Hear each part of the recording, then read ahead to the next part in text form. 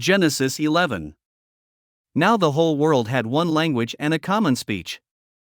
As people moved eastward, they found a plain in Shinar and settled there. They said to each other, "Come, let's make bricks and bake them thoroughly."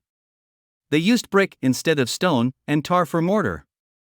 Then they said, "Come, let us build ourselves a city, with a tower that reaches to the heavens, so that we may make a name for ourselves, otherwise we will be scattered over the face of the whole earth."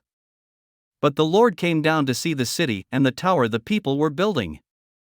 The Lord said, "If as one people speaking the same language they have begun to do this, then nothing they plan to do will be impossible for them.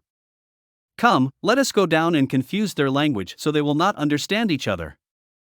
So the Lord scattered them from there over all the earth, and they stopped building the city. That is why it was called Babel, because there the Lord confused the language of the whole world. From there the Lord scattered them over the face of the whole earth. This is the account of Shem's family line. 2 years after the flood, when Shem was 100 years old, he became the father of Arphaxad. And after he became the father of Arphaxad, Shem lived 500 years and had other sons and daughters. When Arphaxad had lived 35 years, he became the father of Shelah. And after he became the father of Shelah, Arphaxad lived 403 years and had other sons and daughters. When Shelah had lived 30 years, he became the father of Eber. And after he became the father of Eber, Shelah lived 403 years and had other sons and daughters. When Eber had lived 34 years, he became the father of Peleg.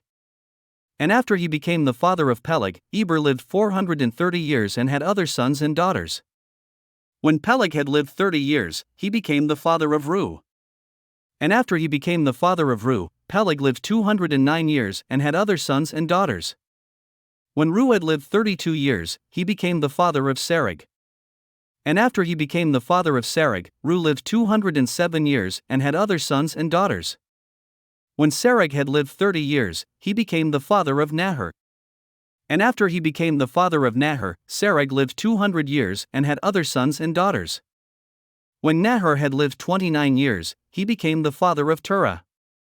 And after he became the father of Terah, Nahor lived 119 years and had other sons and daughters. After Terah had lived 70 years, he became the father of Abram, Nahor, and Haran. This is the account of Terah's family line. Terah became the father of Abram, Nahor, and Haran. And Haran became the father of Lot. While his father Terah was still alive, Haran died in Ur of the Chaldeans, in the land of his birth. Abram and Nahor both married. The name of Abram's wife was Sarai, and the name of Nahor's wife was Milcah. She was the daughter of Haran, the father of both Milcah and Iscah. Now Sarai was childless, because she was not able to conceive.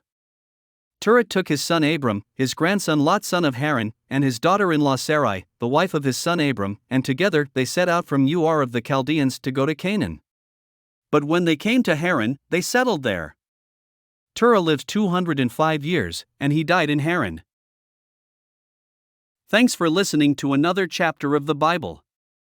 At My Faith Fuel, we believe a good coffee fuels your faith and energizes your day. Please visit myfaithfuel.com to explore our delicious coffee blends. Part of each purchase goes to training worshipers around the world. Thanks for listening.